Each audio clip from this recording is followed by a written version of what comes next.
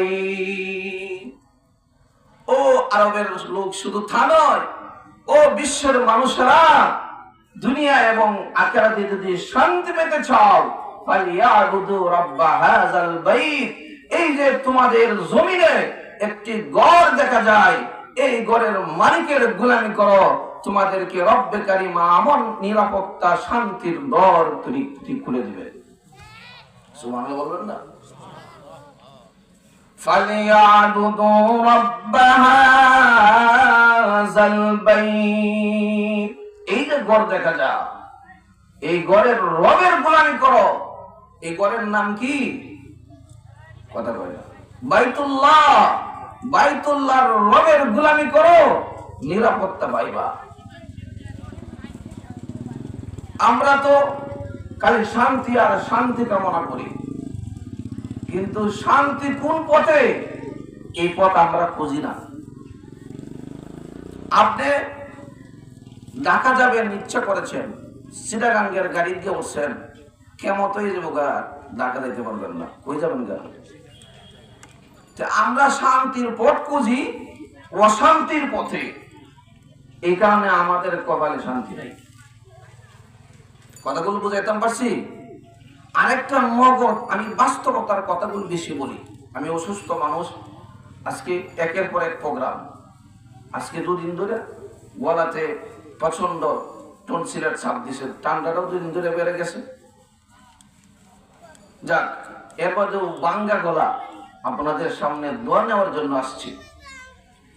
যদি আপনারা দোয়া করেন, হতে পারে ইনশাআল্লাহ আল্লাহ জবান খুলে দিবেন। গতকালকে তো ইচ্ছা করেছিলাম যে মাহফিলে যাবো কি যাবো না, সন্দেহের মধ্যে পড়ে গেছিলাম।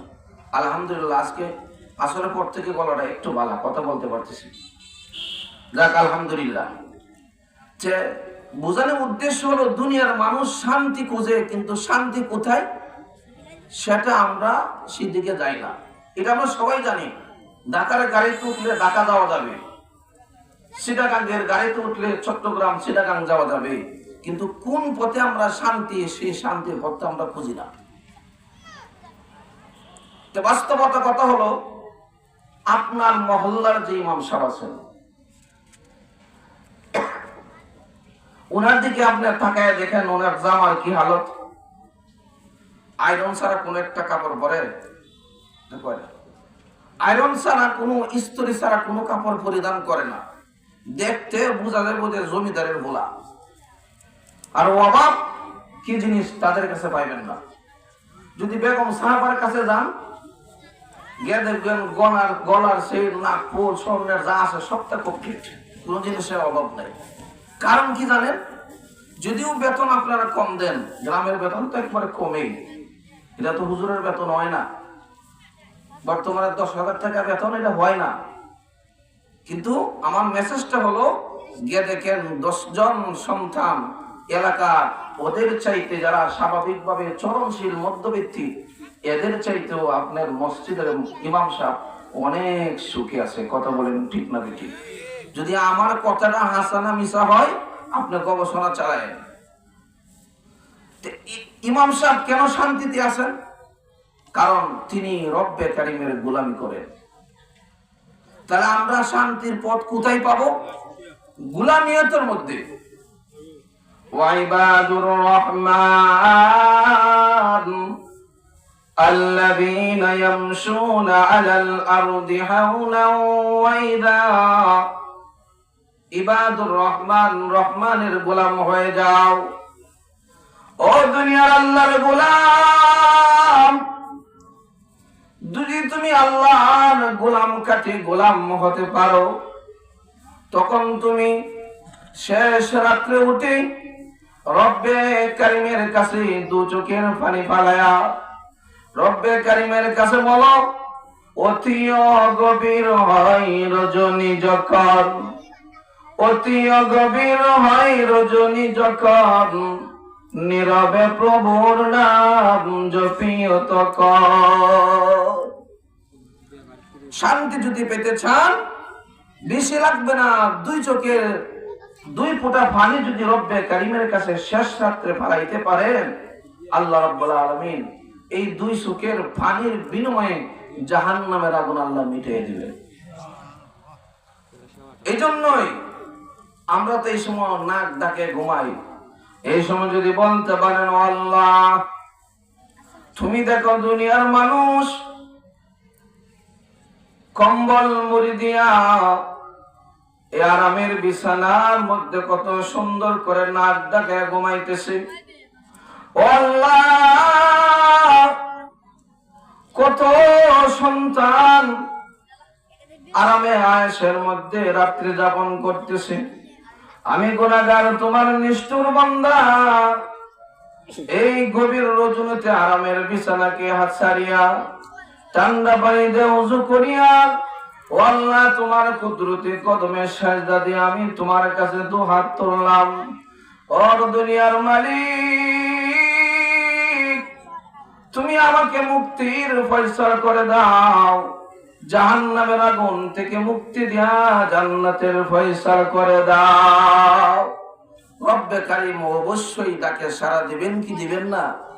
কিন্তু কয়দিন আমরা এভাবে শেষ রাত্রে উঠিয়া রব্বে কারীমের কাছে দুই চোখের পানি পালাইছি?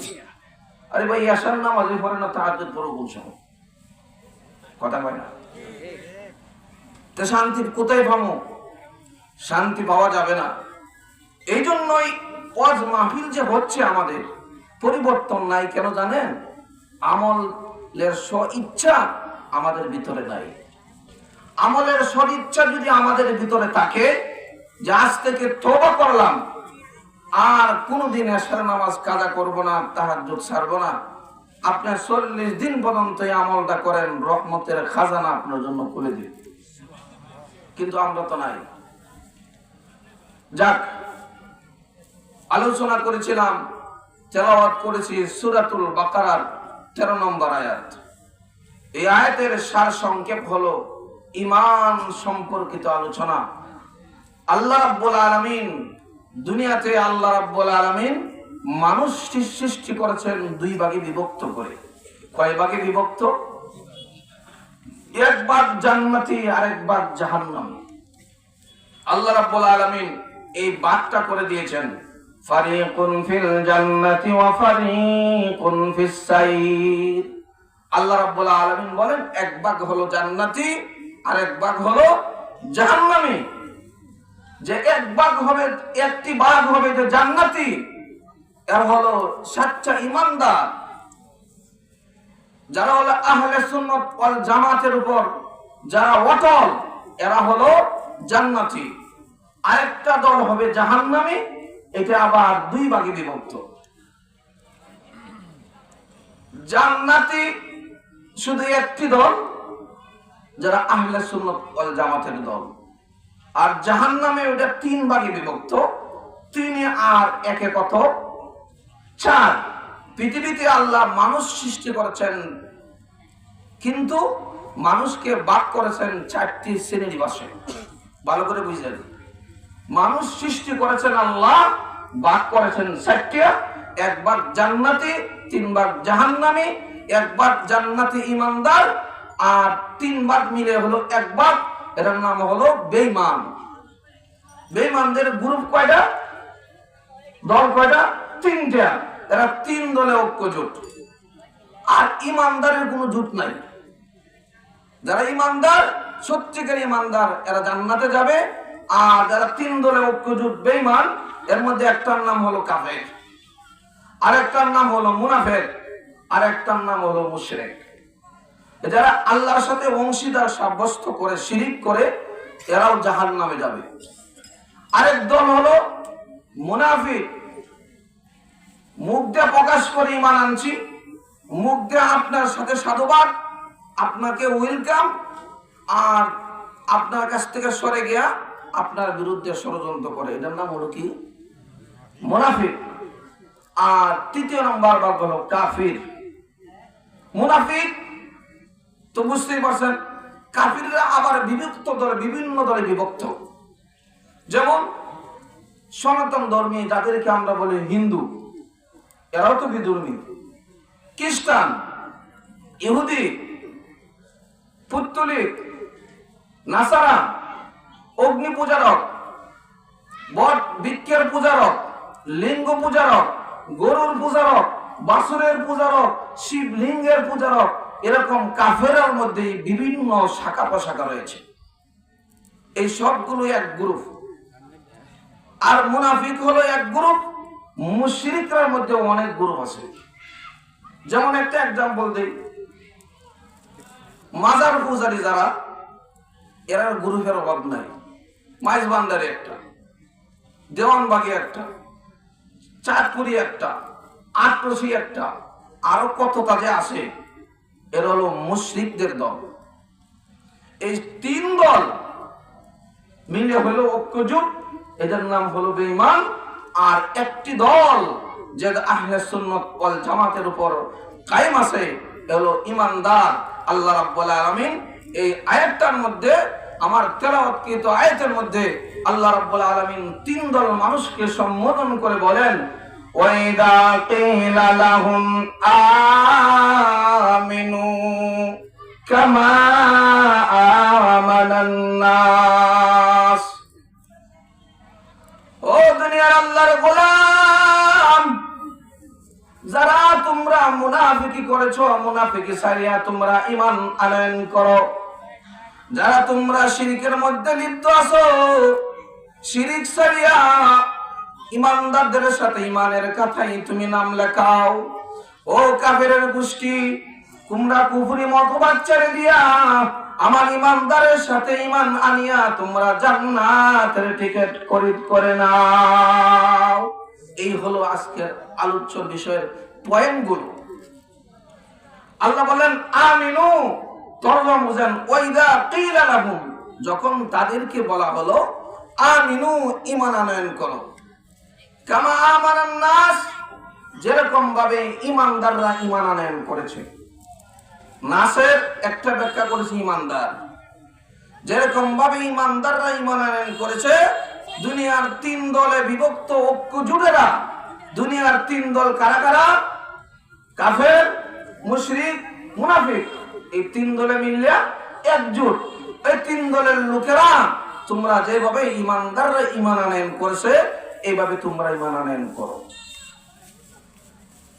এক দল বলে, হুজুররা কেন ঈমানদারদেরকে ঈমানের সবক দেয়? নবীদের যুগে সাহাবা একরাম তাবলীগ করছে কাফেরদের বিরুদ্ধে, আর বর্তমান যুগের হুজুররা তাবলীগরা ঈমানদারের দাওয়াত দেয়। কয়নি? আল্লাহ রাব্বুল আলামিন এই কথাটাই বুঝাইছেন, হে দুনিয়ার মানুষেরা, যারা তোমরা মুশরিক মার্কা ঈমানদার আনছো, তোমরা ঈমান আনো, পাঁচ ওয়াক্ত নামাজ মসজিদে গিয়ে পড়ো, আবার শাহজালালের মাজারে গিয়া পেট লাগায় বসা দেও, আর কো বাবা আমার ছেলে নাই, ছেলে দেও। আছে না? এই সমস্ত মুশরিকদেরকে যারা মসজিদে গিয়ে নামাজ পড়ে, আবার শাহজালালের মাজারে গিয়ে ছেলেসা, কুমিরের কাছে গিয়ে ছেলেসা, এবং মাছের কাছে গিয়ে ছেলেসা, এই সমস্ত ঈমানদারকে আল্লাহ সম্বোধন করে বলে, এইগুলি বাদ দিয়া সাচ্চা ঈমানদারের মতন তোমরা ঈমান আনো। কথা বলো, কথা ঠিক না বেঠিক? কথাগুলো বুঝাইতাম পারছি না?